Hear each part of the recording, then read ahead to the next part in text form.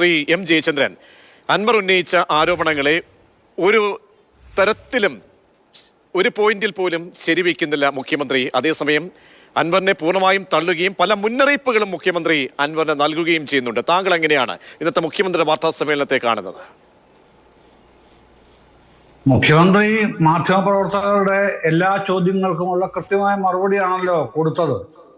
വളരെ പ്രസന്നവദനായി തയ്യാറെടുപ്പ് തന്നെയാണ് മുഖ്യമന്ത്രി ഇന്നത്തെ വാർത്താ സമ്മേളനത്തിൽ എത്തിയത്.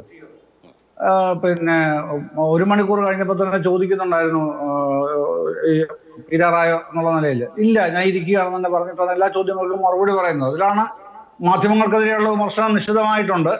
അത് നമ്മളെല്ലാം കേട്ടതാണ്. അതിനുശേഷമാണ് ഈ വിഷയത്തിലേക്ക് മാധ്യമപ്രവർത്തകർ വന്നപ്പോഴാണ് മറുപടി പറഞ്ഞു തുടങ്ങിയത്. അതിൽ പി വി അൻവറിന്റെ കാര്യത്തിൽ MR അജിത് കുമാറിനെതിരെ ഉന്നയിച്ച ആരോപണം, അത് അദ്ദേഹത്തിന് നേരിട്ട് കൊടുത്ത ആരോപണം, 14 ആരോപണങ്ങൾ ഉന്നയിച്ച് നമ്മൾ ചർച്ച ചെയ്തതാണല്ലോ നേരത്തെ. അത് അന്വേഷണം നടക്കുന്നുണ്ട്. അന്വേഷണത്തിൽ ഇപ്പോൾ ഉടനെ നടക്കാൻ പോകുന്നത് വിജിലൻസിന്റെ മറ്റേ പ്രാഥമിക പരിശോധന എന്നാണ് മുഖ്യമന്ത്രി പറഞ്ഞത്. അവരുടെ രീതിയിൽ, വിജിലൻസിന്റെ രീതിയിൽ നോക്കുമ്പോൾ quick verification QV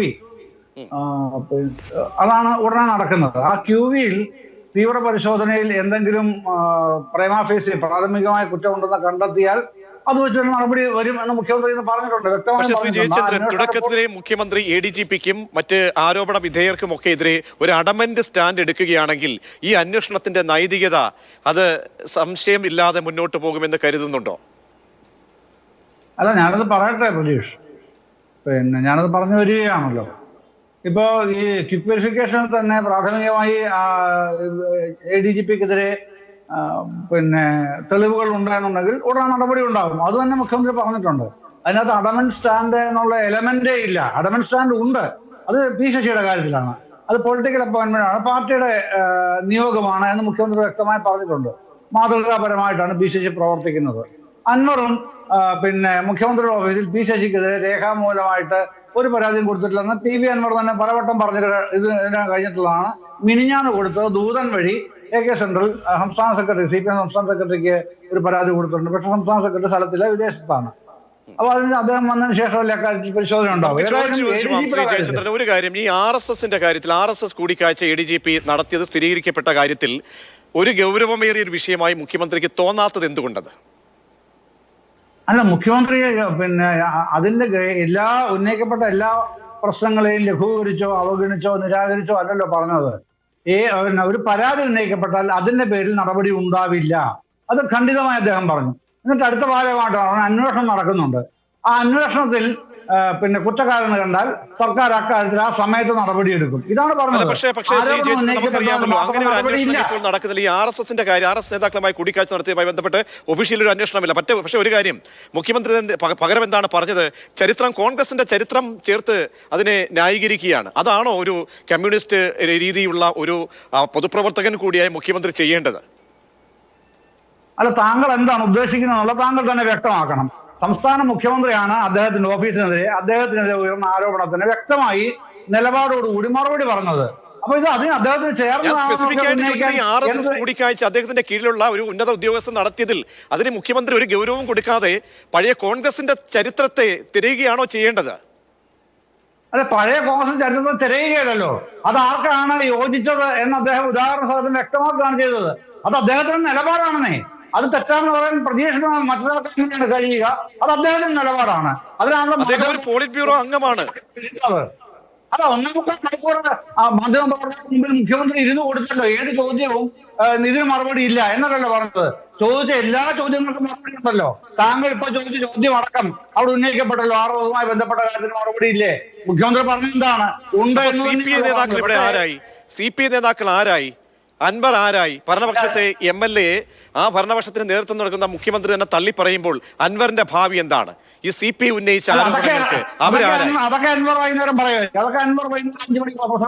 KT Jaleel ആരായി? സാർ, ഈ വിപ്ലവത്തിനൊപ്പം മുന്നിട്ടിറങ്ങിയ KT ജലീൽ ആരായി?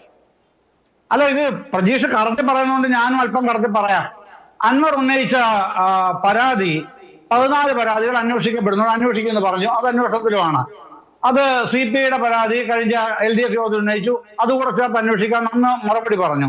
പക്ഷെ പിന്നീടും ഇന്ന് രാവിലെ അടക്കം മുഖ്യമന്ത്രിയുടെ ഓഫീസിൽ പൊളിറ്റിക്കൽ സെക്രട്ടറിക്കെതിരെ നിരന്തരം PV അൻവർ പരാതി ഉന്നയിക്കുകയാണ്. പൊളിറ്റിക്കൽ സെക്രട്ടറിക്കെതിരെ രേഖാമൂലമുള്ള പരാതിയില്ല. അതേസമയം ADGPക്കെതിരെ 14 കാര്യങ്ങളിൽ രേഖാമൂലം പരാതിയുണ്ട് ADGPക്ക് മറ്റു പോലീസ് ഉദ്യോഗസ്ഥനെതിരെ. അപ്പൊ ഈ പരാതി ഇല്ലാതെ നിരന്തരം പത്രസമ്മേളനം വിളിച്ച് ഈ ഇതിനെ ഉന്നയിക്കുമ്പോൾ എന്താണ് അതിന്റെ ലക്ഷ്യം, എന്താണ് ഉദ്ദേശം? പിന്നെ ഡയറക്ട് വാർത്താസമ്മേളനം കേട്ടെങ്കിൽ അൻവറിനെ സംശയത്തിന്റെ നിഴലിലേക്ക് ആക്കുകയാണ് മുഖ്യമന്ത്രി. കാരണം എന്താണ് പറഞ്ഞത്? ഈ ഡാൻസ് ഓഫ് ടീം അടക്കമുള്ളവർക്കെതിരെയാണ് അൻവർ പരാതി ഉന്നയിച്ചത്. ആ ഡാൻസ് ഓഫ് ടീം അംഗങ്ങളുടെ പ്രവർത്തനങ്ങളെ തടസ്സപ്പെടുത്തുന്ന ഒരു തരത്തിലേക്കും അപ്പോൾ ഒരു നിലപാടും സ്വീകരിക്കില്ല. ഞാൻ ചില പരിശോധനകൾ വ്യക്തിപരമായി നടത്തി എന്നാണ് അദ്ദേഹം പറയുന്നത്. അപ്പോൾ അൻവർ ഇവിടെ ആരാണ്? അൻവറിന്റെ സംശയം നിഴലിലേക്ക് മുഖ്യമന്ത്രി കൊണ്ടുവിടുകയാണോ അങ്ങനെയെങ്കിൽ? അല്ല, അൻവർ സംശയത്തിന് നിഴലിലാക്കുന്നത് പ്രതീക്ഷ വാസ്തവത്തിൽ മുഖ്യമന്ത്രിയെ തന്നെയാണ് പിന്നെ എന്നാണ് ഇന്ന് രാവിലത്തെ അടക്കമുള്ള അദ്ദേഹത്തിന് പത്രസമ്മേളനം ശ്രദ്ധിക്കുന്നവർക്ക് തോന്നുക. കാര്യം P ശശിക്കെതിരെ പരാതി പറയണമെങ്കിൽ രേഖാമൂലം പറയണം. അങ്ങനെ വരുന്നില്ല. അപ്പൊ P ശശിയെ ഡയറക്റ്റ് അറ്റാക്ക് ചെയ്യുമ്പോൾ അതിന്റെ പരോക്ഷമായ സൂചന എങ്ങോട്ടാണ് ചെല്ലുന്നതെന്ന് ആർക്കും വ്യക്തമാവില്ലേ? അതാണ് മുഖ്യമന്ത്രി മറുപടി പറഞ്ഞത്. വെറുതെ മറുപടി അല്ലല്ലോ. ഈ കഴിഞ്ഞ 3 വർഷത്തെ കരിപ്പൂരിൽ നിന്നുള്ള സ്വർണ്ണക്കടത്ത്, അതിൽ 147 കിലോ സ്വർണം പിടിച്ചതിൽ 125 കിലോ സ്വർണം എവിടുന്നാണ്? മലപ്പുറം ജില്ലയിൽ നിന്നുള്ളവരാണ് പ്രതികൾ. ഇത് മുഖ്യമന്ത്രി പറഞ്ഞു. അതിലേക്ക് ഒരുപാട് ആഴത്തിൽ പോകണം. ഞാൻ ചോദിക്കുന്ന ഒരു കാര്യം, ഈ അൻവർ ഇനി ധാർമ്മികമായിട്ട് അൻവറിന് ആ പദവിയിൽ ഇരിക്കാൻ യോഗ്യനാണോ അൻവർ? കാരണം മുഖ്യമന്ത്രി അടമൻ സ്റ്റാൻഡ് എടുത്ത് അവജ്ഞയോടെ തള്ളി പറയുന്നു. മാത്രമല്ല ഇനി ഫോൺ ചോർത്തിലടക്കം ഗുരുതരമായ ഒരു താക്കീതിന്റെ സ്വരത്തിൽ കൂടി മുഖ്യമന്ത്രി സംസാരിക്കുമ്പോൾ അല്ല, ഞാൻ ഈ അവജ്ഞയോട് അൻവറിനെ തള്ളി പറയുന്നു എന്ന താങ്കളുടെ ആക്ഷേപത്തോട് വിയോജിക്കുന്നു. എനിക്ക് തോന്നിയിട്ടുള്ളത് അവജ്ഞയോട് അൻവറിനെ തള്ളി പറഞ്ഞിട്ടില്ല. മുഖ്യമന്ത്രി P ശശിക്കെതിരെയുള്ള ആരോപണത്തെ അവജ്ഞയോട് തള്ളി പറയുന്നു. അതേസമയം ഒരു പഴയ കോൺടെക്സ്റ്റ് പരിശോധിക്കുകയാണെങ്കിൽ മഞ്ഞളാംകുഴിക്കെതിരെ പിന്നെ അന്നത്തെ പാർട്ടി സെക്രട്ടറി ആയിരുന്ന പിണറായി വിജയൻ നടത്തിയ പരാമർശങ്ങൾ പരിശോധിച്ചാൽ എത്രയോ തീക്ഷ്ണമായിരുന്നു. അതിന്റെ ആ ഒരു ലെവൽ നോക്കുമ്പോൾ ആ തരത്തിലേക്ക് മുഖ്യമന്ത്രി പിണറായി വിജയന്റെ വിമർശനം ഇന്നും എത്തിയിട്ടില്ല എന്ന് പറഞ്ഞാൽ അതിന്റെ അർത്ഥമായിട്ട് ഞാൻ മനസ്സിലാക്കുന്നത് അൻവറിനെ പൂർണ്ണമായും മുഖ്യമന്ത്രി തള്ളി പറഞ്ഞിട്ടില്ല. ബാക്കി നിശ്ചയിക്കേണ്ടത് ഇനി അൻവറാണ്. അൻവറിന്റെ പത്രസമ്മേളനം വൈകുന്നേരം 5 മണിക്ക് വരുന്നുണ്ട്. അപ്പൊ അദ്ദേഹം വ്യക്തമാക്കട്ടെ. അതാണ് ഞാൻ മനസ്സിലാക്കുന്ന കാര്യം. ശരി, താങ്കൾ പറഞ്ഞത് വ്യക്തമാണ്. വസന്ത് സിറിയക്ക് കോൺഗ്രസിനെ കടന്നാക്രമിച്ചുകൊണ്ടാണ് മുഖ്യമന്ത്രി ADGPയും ഒക്കെ സംരക്ഷിച്ചത്. വാർത്താ സമ്മേളനത്തിന്റെ ആ രത്നച്ചുരുക്കം, അതിന്റെ ആകത്തുകയെ പ്രതിപക്ഷം എങ്ങനെയാണ് കാണുന്നത്? അല്ല, ശ്രീ പ്രജീഷ്, നോക്കൂ, ഇന്നത്തെ വാർത്താ സമ്മേളനത്തിൽ നമുക്ക് വളരെ സിമ്പിളായി പറയാൻ പറ്റുന്നത്, ഒന്ന്, P ശശി, മുഖ്യമന്ത്രിയുടെ political Sasi P Sasi powerful ശശിയാവുകയും PV അൻവർ വെറും ശശിയാവുകയും ചെയ്തിരിക്കുകയാണ്. ഈ വാർത്താ സമ്മേളനം കഴിഞ്ഞതോടുകൂടി ശ്രീ PV അൻവർ, ആ PV അൻവറിന് കൊടി പിടിച്ച KT ജലീൽ അദ്ദേഹത്തിന്റെ വാദങ്ങളെ അപ്പാടെ വിശ്വസിക്കുകയും ആക്ഷൻ വേണമെന്നും ആവശ്യപ്പെട്ട ഇടതുമുന്നണിയിലെ രണ്ടാമത്തെ കക്ഷിയായ CPI, ആ CPIയുടെ മുതിർന്ന നേതാക്കൾ എല്ലാവരെയും അപ്പാടെ ശശിയാക്കിക്കൊണ്ട് P ശശിയെ സംരക്ഷിക്കുന്ന നിലപാടാണ് മുഖ്യമന്ത്രി പിണറായി വിജയൻ സ്വീകരിച്ചിരിക്കുന്നത്. ഇനി അങ്ങനെ ചോദ്യം, കോൺഗ്രസ് സംസ്കാരത്തെ പറ്റിയാണല്ലോ ഇന്ന് മുഖ്യമന്ത്രി പറഞ്ഞത്.